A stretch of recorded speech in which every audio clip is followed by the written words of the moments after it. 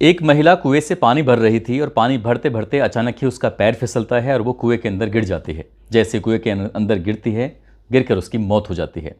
कुछ दिन बीतते हैं और फिर गांव वालों ने ऐसा मानना शुरू कर दिया, उसी गांव की एक और महिला होती है, उस महिला के अंदर उसकी आत्मा आती है। कुछ लोग ये मानते थे कि उस कुएं में गिरी हुई महिला की आत्मा आती है, तो कुछ लोग ये मानते थे कि ये माँ संतोषी की बहुत बड़ी उपासक होती है, इसलिए माँ संतोषी भी इसके अंदर प्रवेश करती हैं।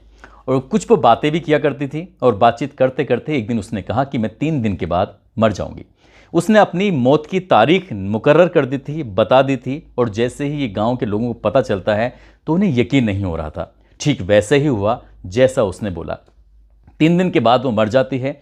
अब उसके अंतिम संस्कार की तैयारी चल रही थी। लोगों में डर भी बैठा हुआ था कि ऐसा ना हो कि इसकी भी आत्मा किसी दूसरे को परेशान करे, इसलिए जितनी जल्दी हो सके इसका अंतिम संस्कार कर दिया जाए। 45 मिनट तक तो वो मरी हुई रहती है। डॉक्टर भी ये घोषित कर देते हैं, वैद्य जी भी ये घोषित कर देते हैं कि वो मर चुकी है, और अचानक ही 45 मिनट के बाद वो जीवित हो उठती है। और जिस रूप में वो जीवित हो उठती है, इस बात का पता लगाने के लिए, इस बात की सच्चाई जानने के लिए भारत के ही अलग अलग हिस्सों के कई मनोवैज्ञानिक वहाँ पहुँचते हैं, ये देखते हैं। साथ ही विदेशों के लोग भी वहाँ पर पहुँचते हैं ये जानने के लिए कि इसमें कितनी सच्चाई है। उस महिला का ये दावा शुरू हो जाता है कि उसका शरीर तो एक है, लेकिन एक आत्मा इसके अंदर से निकल चुकी है और दूसरी महिला की आत्मा इसके अंदर से प्रवेश कर चुकी है। इसी मामले को जानने के लिए कि ये पुनर्जन्म की घटना कितनी सच है और कितनी झूठ है, लेकिन जब वैज्ञानिकों ने इस पर रिसर्च किया तो उन्हें यकीन नहीं हो रहा था। और जब जहाँ तक ये खबर फैलती है, बीबीसी ने इस पर बाकायदा एक डॉक्यूमेंट्री भी तैयार की, और डॉक्यूमेंट्री में तैयार करने के बाद लोगों के इंटरव्यू किए। इंटरव्यू के माध्यम से ये भी पता करने की कोशिश की कि आखिरकार कितनी सच्चाई है। तो लोगों को यकीन नहीं हो रहा था कि इस जीवन में भी कुछ ऐसा हो सकता है। ये दावा किया जाता है कि भारत में चुनिंदा घटनाओं में से ये एक ऐसी घटना है जिसमें पुनर्जन्म के पुख्ता सबूत मिलते हैं। आदाब, नमस्कार, सत श्री अकाल। मैं उस्मान सैफी। आज की जो सच्ची घटना मैं आपको सुनाने जा रहा हूँ, ये सच्ची घटना है उत्तर प्रदेश का एक ज़िला है इटावा, और उसी का ही एक गांव लगता है शरीफपुरा। दरअसल ये शरीफपुरा की सच्ची घटना है। बात कर रहा हूँ साल 1968 की। 1968 की बात है, और इटावा का ही एक गांव लगता है अंगद का नंगला। दरअसल अंगद का नंगला गांव के अंदर एक ठाकुर परिवार के अंदर एक लड़की जन्म लेती है। वो परिवार बहुत गरीब होता है, हालत बहुत ज़्यादा ख़राब होती है, इसलिए उस परिवार का जो मुखिया था उसको खाने कमाने के लिए शहर जाना पड़ा, दिल्ली जाना पड़ा। दिल्ली में कई दिनों के बाद, कई महीनों के बाद जब वापस लौट के आया करता था, वहाँ से जो पैसे कमते थे वो अपनी पत्नी को देता था और उसी से घर परिवार चलता था। घर में उसकी एक बेटी थी और पत्नी। सब कुछ ठीक ठाक चल रहा था, लेकिन लगभग जब लड़की 11 साल की हो जाती है, साल 1979 की ये बात है, अचानक से उसकी पत्नी बहुत ज़्यादा बीमार हो जाती है, और बीमार होने के बाद पत्नी ख़त्म हो जाती है। अब ये बेटी अकेली रहेगी, कैसे रहेगी? पिता के लिए बड़ी परेशानी बन जाती है। इसलिए पिता ने अपने छोटे भाई के पास उस बेटी को छोड़ दिया। कहा कि तुम ही इसकी परवरिश करो, क्योंकि मेरे पास इतने पैसे नहीं हैं जिससे मैं गांव में रह के अपना कुछ काम धाम धंधा कर सकूं। अब इसी हिसाब से उसने अपनी बेटी को छोटे भाई के पास छोड़ा, और जब कई साल बीत जाते हैं, लगभग जब 13 साल की लड़की होती है ये, तब साल 1981 में एक गांव होता है शरीफपुरा। शरीफपुरा का रहने वाला एक व्यक्ति होता है जिसका नाम होता है जगदीश। जगदीश से इसकी शादी कर दी जाती है। जैसे पिता की माली हालत ख़राब थी, ठीक वैसे ही शरीफपुरा का रहने वाला जगदीश की भी माली हालत ज़्यादा अच्छी नहीं थी। उसे भी अपने घर से दूर यानी कि दिल्ली में रहकर मजदूरी करनी पड़ती थी। मजदूरी कर वो पैसे भेजता था, उससे परिवार का खर्च चलता था। जगदीश के माता भी थे, पिता भी थे, साथ ही उसकी पत्नी। वो उनकी परवरिश करने के लिए गांव पैसे भेज दिया करता था। और लगभग जब 3 साल बीत जाते हैं, दिसंबर 1984 के आसपास की ये बात है, उस सुमित्रा ठाकुर को एक बेटे का जन्म होता है। वो बेटे को लेकर बहुत ज़्यादा खुश थी, क्योंकि अभी तक वो अपनी माँ के साथ रहती थी। माँ बचपन में ही उसकी मर जाती है। फिर उसने अपने चचा के पास परिवार के साथ कुछ रहा। उसके बाद फिर यहाँ पर आती है तो उसे लगता है कि पति के साथ रहेगी, लेकिन पति की भी माली हालत अच्छी नहीं थी, इसलिए पति दिल्ली में रहकर कमाता है। वो यहाँ भी अकेली पड़ जाती है। जब बच्चा होता है तो उसे लगता है कि अब कुछ सब कुछ ठीक हो जाएगा, लेकिन इसी बीच में गांव की एक महिला कुएं से पानी लेने के लिए जा रही थी। इसी बीच में उसका पैर फिसलता है और वो महिला कुएं में गिर जाती है। और महिला जब कुएं में गिरती है तो पता चलता है कि कुछ दिन के बाद इसकी आत्मा इस सुमित्रा नाम की महिला के अंदर प्रवेश कर जाती है, ऐसा गांव के लोग मानने लगते हैं। हालांकि सुमित्रा ने इस बात को कभी नहीं स्वीकारा। सुमित्रा के बारे में ये भी कहा जाता था कि उसके अंदर माँ संतोषी की आत्म देवी आती है और वो लोगों के लिए कुछ समस्याओं का समाधान भी बताती है। लोग उसके पास भी आते थे और महिलाएं भी उसके पास आती जाती थीं। इसी तरह से उसकी एक ज़िंदगी ठीक चल रही थी, लेकिन बीच बीच में उसे मिर्गी के दौरे इस तरह से पड़ते थे कि उसकी तबीयत अचानक से ख़राब हो जाती थी। एक बार वो जब कुएं पे पानी लेने के लिए जा रही थी तो इसी बीच में उसे दौरा पड़ जाता है। लगभग 4-5 मिनट का समय तो लगता है ठीक होने में, लेकिन उस महिला को बिल्कुल भी होश नहीं था कि आखिरकार से 4-5 मिनट उसके साथ हुआ क्या है। जैसे ही उसके पति यानी कि जगदीश को एक खबर मिलती है तो जगदीश को लगता है कि शायद वो बेटा ख़तरे में है, इसलिए उसे अपनी नौकरी छोड़कर वो गांव आ जाता है और अपनी पत्नी, अपनी माँ और पिता के साथ वो रहने लगता है।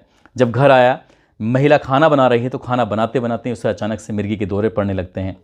ऐसे ही करते करते कई महीने बीत जाते हैं और जब महीने बीत जाते हैं तब उसकी तबीयत इसी तरह से ख़राब होती थी। एक दिन इस महिला ने एक घोषणा कर दी कि वो 24 मई 1985 को मर जाएगी। यानी कि उसने अपने मरने से 3 दिन पहले ही ये घोषणा जैसे ही की है तो परिवार के लोगों को जब इस बात का पता चलता है तो परिवार के लोग परेशान हो जाते हैं, क्योंकि बीच बीच में उसे मिर्गी के दौरे पड़ते थे और वो उस वक्त कुछ ना कुछ बोलती थी। कई बार तो उसकी आंखें ऊपर को चढ़ जाया करती थीं, दांत उसके भिंच जाया करते थे, शरीर काम करना पूरी तरह से बंद कर दिया करता था। 5 मिनट तक उसकी हालत बहुत ज़्यादा ख़राब हो जाया करती थी। लेकिन जब उसने मरने की घोषणा की तो परिवार में एकदम से तहलका सा मच जाता है। परिवार के लोग परेशान से हो जाते हैं कि आखिरकार अब क्या होगा। तीसरा दिन जब आता है यानी कि 24 मई 1985 का जब वो दिन आता है तब उस महिला की बहुत ज़्यादा रखवाली की जाती है, कहीं ऐसा ना हो सचमुच इसे कुछ हो जाए। और अचानक ही उस महिला को बुखार आता है। बुखार बहुत तेज़ी के साथ आता है और जैसे जैसे उसकी बुखार बढ़ रहा था उसके लिए वैद्य जी को बुलाया जाता है और जो वैद्य जी आते हैं, आने के बाद उसका इलाज करते हैं, उपचार करते हैं, लेकिन वो मर जाती है। जैसे वो महिला मर जाती है, अब इस बात की खबर आसपास के लोगों को पता चल जाती है और देखते ही देखते पूरी गांव में ये खबर आग की तरह फैल जाती है। और ये फिर गांव ही नहीं बल्कि आसपास के जो गांव थे वहां तक खबर फैल जाती है। दरअसल इस महिला ने 3 दिन पहले ये घोषणा की थी कि वो मर जाएगी और उसके बाद वो सचमुच मर जाती है। तो ये लोगों को बड़ा आश्चर्य हो रहा था कि आखिरकार इस पर देवी का ही साया है। देवी ने खुद से घोषणा की थी और ये मर जाती है। अब गांव वालों को डर लगने लगा कि पहले तो महिला की एक की कुएं में डूबने से मौत हुई थी, एक ये महिला हो गई है, कहीं ऐसा ना हो कि गांव में कोई बड़ी विपदा ना आ जाए। तो इसलिए जितनी जल्दी हो सके इस महिला का अंतिम संस्कार करो और इस मामले को ख़त्म करो जितनी जल्दी हो सके। पुरुषों ने उसकी चिता की तैयारी करना शुरू कर दिया तो महिलाओं ने उसके जो शरीर था, उसकी जो लाश थी, उसको नहलाना धुलाना शुरू कर दिया ताकि उसे नहला धुला कर तैयार कर उसको जितनी जल्दी हो सके अर्थी पर ले जाया जा सके। ठीक वैसे ही कर रहे थे जैसे एक प्लानिंग के साथ चल रहा था। 45 मिनट का जब समय बीत जाता है तो जिस जगह पर उस महिला को नहलाया जा रहा था, उसकी लाश को, अचानक ही एक औरत बहुत ज़ोर से चीखती हुई, चिल्लाती हुई उस कमरे से बाहर निकलती है। और बाहर निकलने के बाद वो ज़ोर ज़ोर से चीख रही थी, उसकी सांस में सांस भी नहीं आ रही थी। लोग डर जाते हैं कि आखिरकार ये क्यों चीख रही है, क्यों चिल्ला रही है। इससे पहले कि उस महिला से कुछ पूछ पाते, एक और महिला आती है, चीखती हुई, चिल्लाती हुई, रोती हुई, बिलबिलाती हुई। और इसके बाद एक के बाद एक फिर जितनी भी महिलाएं कमरे के अंदर थीं जो उसे नहला धुला रही थीं वो सभी चीखती हुई बाहर निकल आती हैं। लोगों को यकीन नहीं हो रहा था। पूछते हैं कि आखिरकार क्या हुआ। सभी कहते हैं कि उसने अपनी आंखें खोल ली हैं। यानी कि उसने जब जैसी आंखें खोलने की बात आती है, अब डर की वजह से उस कमरे के अंदर, उस जगह पर किसी की जाने की हिम्मत नहीं थी। काफ़ी देर तक वो महिला अंदर रहती है। जब झांक कर देख रहे थे तो वो अच्छे खासे रूप में बैठी हुई थी और किसी से बातचीत भी नहीं कर रही थी, बिल्कुल शांत थी। पूरी रात ऐसे ही निकल जाती है और जब पूरी रात ऐसे निकल जाती है तो लोगों में एक तरह से डर बना हुआ था कि आखिरकार अब होने वाला क्या है। अगला दिन निकलता है। जब अगला दिन निकलता है तो किसी ने हिम्मत करके उससे पूछा कि क्या हो रहा है, क्या नहीं हुआ, तुम्हारे साथ क्या हुआ। जब उसे जानने की कोशिश की तब उसने बताया कि मैं कहाँ हूँ, मैं कौन हूँ, मैं यहाँ कैसे आई। जब इस तरह के अजीब अजीब तरह की बातें कर रहे थे तो लगभग 4 दिन उस महिला को अपने बातचीत के क्रम में आने में लगता है। लेकिन मरने से पहले वो जिस तरह की बातें करती थी उसकी बोलचाल का ढंग पूरी तरह से बदल चुका था। अब वो बातचीत जरूर कर रही थी लेकिन अच्छे से हिंदी बोल रही थी और साथ ही जो उसकी बातचीत में उसकी कुछ अंग्रेजी के शब्द भी ठीक ठाक से बोल रही थी। उसके जैसे ही पति ने उसके पास जाने की कोशिश की, उसने बताया कि मैं तुम्हारा पति हूँ, तो उसने एकदम उसको झटक दिया, झटक के कहा कि मेरे पास आने की कोशिश भी मत करना। उसके बच्चे को जब उसे दिखाया गया तो उस बच्चे को उसने दूध पिलाने से साफ इनकार कर दिया। मेरा कोई बच्चा नहीं है, मेरा ये बच्चा नहीं है। जब इस तरह की बातें थी, अब धीरे धीरे करके ये खबर पूरे इलाके में फैल जाती है। इस महिला के बारे में पहले ही वैद्य घोषित कर चुके थे कि ये मर चुकी है, उसका चेहरा भी बिल्कुल फक हो चुका था, जैसे कि अब ब्लड है ही नहीं उसके शरीर में, उसकी नब्ज़ ने काम करना बंद कर दिया था और ये अचानक से जीवित हो उठी है। अब इस महिला के बारे में जैसे ही आसपास के इलाके में खबर फैलती है तो ये खबर दूर दूर तक एक तरह से आग की तरह फैलने लगती है। लोगों ने ये कहना शुरू कर दिया कि एक महिला इस तरह से मर जाती है फिर खुद जिंदा हो जाती है। अब ये बात भी अखबार में प्रकाशित होना शुरू हो जाती है। ये महिला रोती थी, बिलखती थी, कहती है कि मैं यहाँ की रहने वाली नहीं हूँ, मैं कहीं दूसरी जगह की रहने वाली हूँ। अपने पति से रिक्वेस्ट करती थी कि मुझे यहाँ से मेरे घर ले चलो, मेरे पिताजी के पास ले चलो, मेरी माँ के पास ले चलो, मेरी बहनें हैं। जब इस तरह की बात करते थे तो गाँव के लोगों ने कहना शुरू कर दिया कि ये सचमुच पागल हो चुकी है, कुछ ना कुछ इसके ऊपर ज़रूर ऊपरी साए का असर हो रहा है। जब वो इस तरह की बातें करती थी तो उसके पति ने हालांकि किसी से मिलाने की कोशिश नहीं की और वो ज़्यादातर एकांतवास में ही रहती थी, अकेली रहती थी। अब ऐसी स्थिति में अकेली रहेगी तो परिवार के बच्चे की कैसे परवरिश होगी, क्या आगे होगा, यही सोचकर सब परेशान थे। एक दिन इस महिला ने, जिसका नाम सुमित्रा होता है, उसने रिक्वेस्ट की अपने पति से कि मैं तुमसे कुछ एक अपील करना चाहती हूँ, मेरी ये चिट्ठी है, इसको तुम डाक खाने में जाकर डाल आना। जैसे उसने पति से चिट्ठी के लिए अपील की, क्योंकि पति बेचारा अनपढ़ था, उससे ज़्यादा पढ़ा लिखा था नहीं, उससे ज़्यादा कुछ दुनियादारी की समझ थी नहीं, जैसा कहा गया उसने वैसे किया। इस तरह से उसने 5 पत्र लिखे और 5 पत्र लिखने के बाद उसने ये अपने काम में लग जाती है और धीरे धीरे नॉर्मल होने की कोशिश कर रही थी, लेकिन नॉर्मल हो नहीं पा रही थी, क्योंकि बार बार जब उसे उसका नाम लिया जाता था सुमित्रा, तो वो कहती थी कि मैं सुमित्रा नहीं हूँ बल्कि मैं शिवा हूँ। और उसने अपने बारे में थोड़ा थोड़ा बताना शुरू कर दिया कि उसने कहा कि दिव्यापुर एक गाँव है, वहाँ मेरी ससुराल है, इटावा मेरा मायके है, मेरे पिताजी मास्टर जी हैं। जब इस तरह की बातें कर रही थी तो लोगों ने उसको सचमुच पागल घोषित कर दिया था। लेकिन एक दिन बात है 20 अक्टूबर 1985 की, एक आदमी घर पर आता है। घर पर आने के बाद पूछता है कि मुझे बात करनी है, और जैसे ही वो घर के अंदर प्रवेश करता है तो इसी बीच में उस सुमित्रा ने बस एकदम से दौड़ कर जाती है और दौड़ के जाने के बाद उस व्यक्ति को गले लगाती है और गले लगाने के बाद ज़ोर ज़ोर से रोना शुरू कर देती है। और जैसे रो रही थी, आसपास के लोग भी इस दृश्य को देख रहे थे। लोगों को यकीन नहीं हो रहा था कि एक अनजान व्यक्ति से इस तरह से कैसे चिपट कर रो रही है। तभी उसने कहा कि ये मेरे पिताजी हैं, पिताजी तुम्हें इतना वक्त कैसे लगा यहाँ पर आने में। जैसे ही पिताजी लगभग उसके जीवित होने के 5 महीने की ये बात की बात है, जब वो उसका पिताजी जब होने का दावा कर रही थी, पिताजी ने पूछा कि तुम्हें मेरे कुछ सवालों के जवाब देने होंगे। जब सवालों के जवाब देने वाली बात थी तभी उसने कहा कि पिताजी तुम्हें अभी भी यकीन नहीं हुआ, तुम्हें पता नहीं कि मैं शादी से पहले तुम्हें कितने पत्र लिखा करती थी, कम से कम एक पत्र से मिलान तो कर लिया होता है, मेरी हैंड राइटिंग तो देख ली होती। जब उसके पिता ने ये बात सुनी तो उन्हें बड़ा आश्चर्य हो रहा था। साथ में एक एल्बम लेके आए थे, क्योंकि ये बात अब उस गांव तक नहीं थी बल्कि ये पूरे इलाके में फैलने लगती है और ये धीरे धीरे करके बात मास्टर जी तक भी पहुंच जाती है। लेकिन जब 5 चिट्ठियां उनको मिलती हैं, 5 चिट्ठी मिलने के बाद उन्हें होश आता है कि जाकर अपनी बेटी से मिल ही लेना चाहिए, इसमें कितनी सच्चाई है कितनी नहीं है। यदि उस दौर में भी सोशल मीडिया होता, यदि उस दौर में भी इलेक्ट्रॉनिक मीडिया, प्रिंट मीडिया इस तरह का होता, तो शायद ये बात बहुत जल्दी पूरी दुनिया में फैल जाती। लेकिन क्योंकि प्रिंट मीडिया था, अखबार थे, कई कई दिन के बाद अखबारों में खबर छपती थी, इसलिए ये बात को फैलने में थोड़ा वक्त लगा। लेकिन जैसे इस व्यक्ति ने जाकर बातचीत करनी शुरू करी तो उसने बताया कि मेरा नाम सियाराम त्रिपाठी है और वो इटावा का रहने वाला है और एक इंटर कॉलेज में लेक्चरर है। जैसे उसने ये बात बताई तो लोगों को यकीन नहीं हो रहा था और इस बात को देखने के लिए अब इलाके के लोगों का जमघट लग जाता है। तभी उसने अपने सूटकेस में से एक एल्बम निकाली।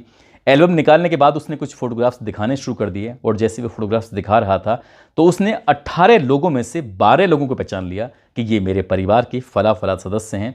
उनका बाकायदा उसने नाम भी दिखाया।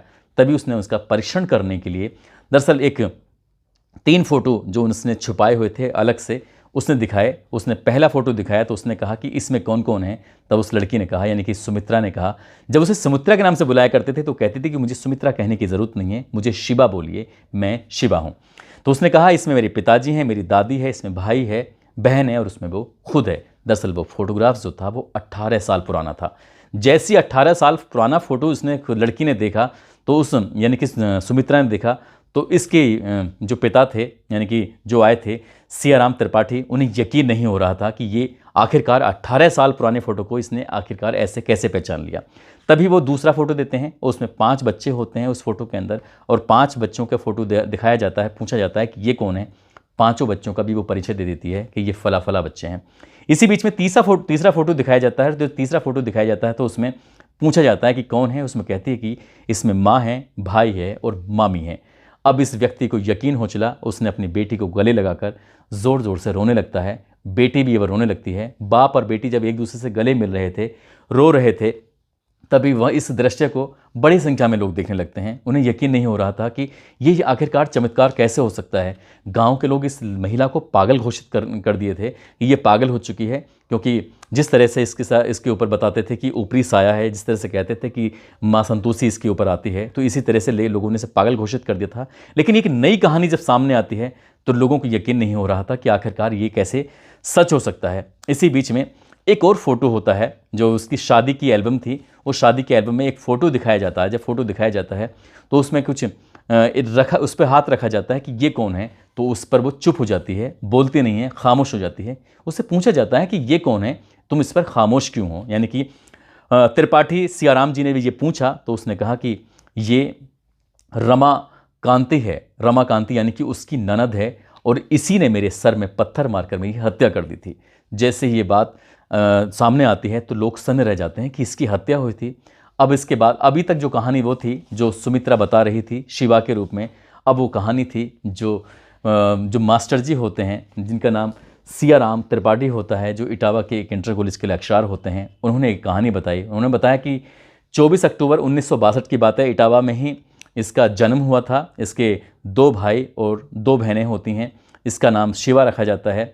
इस बेटी ने इकोनॉमिक्स ऑनर्स से ग्रेजुएट किया हुआ है। ये पढ़ने में बेइंतहा होशियार हुआ करती थी। और साल 1980 में दिव्यापुर एक जगह लगती है, दिव्यापुर में छेदीलाल नाम के एक व्यक्ति से इसकी शादी कर दी जाती है। 24 मई 1985 को इसकी मौत की खबर मिलती है। जब हम लोग मौके पर पहुंचते हैं तो पता चलता है तब तक इसके शरीर का, इनकी लाश का अंतिम संस्कार कर दिया जाता है। परिवार के लोगों ने इस बात पर ऐतराज़ भी किया और जाकर पुलिस में एफआईआर दर्ज कराई थी। जब ये जानने की कोशिश की कि आखिरकार हुआ क्या था, तो पता चलता है कि इसने ट्रेन के आगे कूदकर अपनी जान दे दी थी। इसी बात को देखते हुए परिवार के लोगों को यकीन नहीं हुआ। लेकिन इसी बीच में जो अपने पत्र लिखे थे, इसके मामा जी एक बार घर पर आए थे, तो उन्होंने ये बताया था कि तुम्हारी बेटी के साथ वहाँ पर मारपीट ज़्यादा होती है, क्योंकि उसने इकोनॉमिक्स ऑनर्स से बीए किया था और ये आगे की पढ़ाई जारी रखना चाहती थी, पढ़ लिख कर कुछ ऑफिसर बनना चाहती थी। और शायद इस ससुराल वालों को ये हीन भावना लगती थी। उन्हें लगता था कि ये इतनी पढ़ी लिखी लड़की हमारे घर में कैसे आ गई है। और इसी बात पर घर में लड़ाई झगड़ा होता था, फसाद होता था। और एक दिन इसकी ननद ने इसके सर में, जैसे बताते हैं, लेकिन पुलिस में एफआईआर जरूर हुई थी। पुलिस ने कई लोगों के खिलाफ दहेज प्रथा का मुकदमा भी लिखा। दहेज प्रथा का मुकदमा लिखने के बाद खासकर उस ननद को भी इसमें आरोपी बनाया गया था। लेकिन पुलिस को ऐसे कोई पर्याप्त सबूत नहीं मिलते हैं और सबूत ना मिलने की वजह से उन सबको रिहा कर दिया जाता है, छोड़ दिया जाता है। लेकिन इसी बीच में जो पूरे इलाके में अफवाह फैल जाती है कि मास्टर जी की बेटी ने एक गाँव के अंदर शरीफपुरा में जन्म लिया है। तो इसी बात को लेते हुए वो शुरुआत में तो यकीन नहीं कर रहे थे, लेकिन बाद में जब उनके पास चिट्ठियाँ आती हैं और चिट्ठी से पहली चिट्ठी का मिलान किया, क्योंकि ये लड़की कभी स्कूल गई नहीं थी, पढ़ी लिखी थी नहीं थी, अंग्रेजी में कैसे शब्द बोल सकती है, बात कर सकती है, हिंदी इतनी अच्छी से कैसे बोल सकती है। पहले बोलचाल की भाषा इसकी अलग थी और बाद में इसकी बोलचाल की भाषा अलग हो जाती है। ये भी अंदाज़ा लगाया जाता है कि जब उस मास्टर जी की बेटी की दहेज हत्या में उसकी मौत हो जाती है तो उसके बाद अखबारों में खबर छपती थी, लेकिन उस गाँव में कभी अखबार नहीं आता था, ना ही इस परिवार का, इस दोनों का आपस में कोई मेल मिलाप था। 95 किलोमीटर का दोनों में अंतराल था और दोनों एक परिवार एक दूसरे से कभी मिले नहीं थे। अब जब ये खबर अखबारों में प्रकाशित होने लगी कि एक लड़की का पुनर्जन्म होता है, पहले वो मरती है, 45 मिनट के बाद जिंदा हो जाती है, और जिंदा होने के बाद उसके अंदर जो सुमित्रा की आत्मा थी वो बाहर निकल जाती है और शिवा की आत्मा इसके अंदर प्रवेश कर जाती है। तो उसके बाद ये खबर छपते छपते देश विदेश की मीडिया ने भी इस खबर को प्रकाशित किया। इसके बाद भारत के मनोवैज्ञानिक होते हैं परमेश्वर दयाल, साथ ही विदेशी मनोवैज्ञानिक होते हैं डॉक्टर इयान स्टीवन। इन्होंने मिलकर इस पर रिसर्च किया था। उसके बाद एक और टीम आती है बेंगलोर की, डॉक्टर संतवंत पसरीचा। इन्होंने भी इस पर रिसर्च किया और बाकायदा इस वे अलग अलग लोगों से इंटरव्यू किए। इसके बाद फिर एक निकोलस मैकलीन के करके एक अपनी टीम लेकर आते हैं, डॉक्टर निकोलस मैकलीन। इन्होंने भी अपनी टीम के साथ इस घर में जाते हैं, जो लड़की का पुराना घर था उसमें भी जाते हैं, जो उसके गांव था अंगद उसमें भी जाते हैं, अंगद का नंगला। अलग अलग लोगों से पूछताछ करते हैं, बातचीत करते हैं, उनके इंटरव्यू किए जाते हैं। वाक़ई इस पर किताब प्रकाशित की जाती है और लोगों को यकीन नहीं हो रहा था। जिस तरह से सवाल जवाब लड़की से करते थे, उस लड़की के रहन सहन में भी बिल्कुल परिवर्तन हो जाता है। ऐसा भी पुलिस ने मतलब मनोवैज्ञानिकों ने अपने इंटरव्यू में पाया कि वो अपने पति से नफरत सी करने लगी थी, क्योंकि वो अपने पति से कहती थी कि मैं तुम्हारे घर पर कुछ भी नहीं खाऊंगी, तुम्हारे घर पर रहना भी नहीं है। उसने अपने बच्चे को भी स्वीकार नहीं किया था। लेकिन जब धीरे धीरे वक्त आगे बढ़ने लगता है तो उसे अपना आप ही सद्बुद्धि आने लगती है। उसे लगता है कि क्योंकि उसके जहाँ पर शादी हुई थी दिव्यापुर में, उसके जो पति था छेदीलाल, उसको 2 बच्चे पैदा होते हैं, एक रिंकू और एक टिंकू नाम रखा जाता है। जब रिंकू टिंकू से मिलती हैं तो उनसे लिपट चिपट के बहुत रोती है। साथ ही मनोवैज्ञानिक की टीम इसको लेके जाती है और अलग अलग लोगों से उससे पूछा जाता है कि तुम्हारे जो सबसे अच्छे दोस्त हैं उनके नाम क्या हैं, तो उनके दोनों के नाम भी बता देती है। और इसी बीच में पिता ने इससे एक ऐसा सवाल किया था, सबको लग रहा था कि शायद इसका ये जवाब दे ही नहीं पाएगी। उससे पूछा जाता है कि मेरे घर के अंदर तुम्हारी सबसे कीमती चीज़ क्या रखी हुई है और कहाँ पर रखी हुई है। तो इसने कहा कि मेरी सबसे कीमती चीज़ यानी कि घड़ी उसे बहुत ज़्यादा प्यार करती थी, जो कि एक संदूक के अंदर रखी हुई है और संदूक घर के अंदर फला जगह रखा हुआ है। ठीक पिताजी ने एक और सवाल पूछा था सबके सामने। उसने कहा थी कि तुम्हें एक साड़ी पसंद है और बता सकती हो कि उसका कलर क्या है। तो उसने कहा कि मुझे पीले कलर की साड़ी बहुत ज़्यादा पसंद है और वो मेरी साड़ी घर के अंदर रखी हुई है। उसने जब इस तरह की बातें बताई, मनोवैज्ञानिकों ने जब इस तरह की बातें सुनी इसके मुंह, तो लोगों को यकीन नहीं हो रहा था कि आखिरकार पुनर्जन्म की घटना ऐसे कैसे हो सकती है। इस पर डॉक्यूमेंट्री बनती है, बीबीसी ने पूरी डॉक्यूमेंट्री बनाई और न जाने कितने लोगों को इंटरव्यू के माध्यम से इस सच को सामने लाने की कोशिश की थी। दोस्तों, इस पूरे घटनाक्रम को सुनाने का उद्देश्य किसी को परेशान करना नहीं है, किसी का दिल दुखाना नहीं है, बल्कि आपको जागरूक करना है। और इस घटना के बारे में ये भी बताया जाता है कि जो इसके बेटे थे रिंकू और टिंकू, कुछ लोगों का दावा तो ये है कि इसने खुद ने उनको पाला था और इसने अपने पति को भी स्वीकार कर लिया था और जो इसका बच्चा था उसने उसको भी स्वीकार कर लिया था। लेकिन कुछ लोगों का ये दावा है, जो मैंने रिसर्च में किया, कि जिस ननद पर इसने हत्या का आरोप लगाया था, दरअसल रिंकू और टिंकू को उसी ननद ने ही पाला पोसा, उनके पास ही वो दोनों बच्चे रहे थे। दोस्तों, जब 2011 तक इस मामले में रिसर्च होता रहा है और इस पर अलग अलग लोगों ने अपने अपने वक्तव्य दिए हैं। साल 1998 की बात है, इस सुमित्रा नाम की महिला की मौत हो जाती है क्योंकि बीमार रहने लगी थी और इसने घर को बहुत मुश्किल से स्वीकार किया था। और 2008 में जो इसका पति होता है जगदीश, उसकी भी मौत हो जाती है। आज यथार्थ हैं, आज इनका जन्मदिन है, इनको जन्मदिन की बहुत सारी शुभकामनाएं। साथ ही चंदौसी के रहने वाले हैं वैष्णी वाषणे, आज इनका भी जन्मदिन है। साथ ही कुंदन कुमार हैं, उनकी पत्नी हैं गुड़िया रानी, आज इनकी शादी की सालगिरह है। और उत्तर प्रदेश के लखनऊ में एक बीना यादव हैं, इनकी तबीयत ज़्यादा ख़राब है, जो कि हॉस्पिटलाइज हैं। हम इनके लिए बहुत सारी दुआ करते हैं कि ये जल्दी ठीक हो जाएं। अमित हैं, इनके पापा लखनऊ के राम मनोहर लोहिया हॉस्पिटल के अंदर एडमिट हैं, बताया जाता है कि उनको कैंसर है। ऊपर वाला प्रभु इनको जल्दी से स्वस्थ कर दे, ठीक कर दे। साथ ही कुछ लोगों ने नाम लेने की अपील की है, जिसमें नूर आज़मी है, ऋचा कुशवाहा, बलकार सिंह, हेमराज चौहान, लक्ष्मी चंद सैनी, सुनीता यादव, आलम त्यागी, मनोज गिरी, नितिन कुमार, सरिता पांडे, शिवम सोनी, नाजिम पठान, करमबीर सिंह, शंकर लाल। आप सब लोग अपना ख्याल रखें, सुरक्षित रहें। जय हिंद, जय भारत।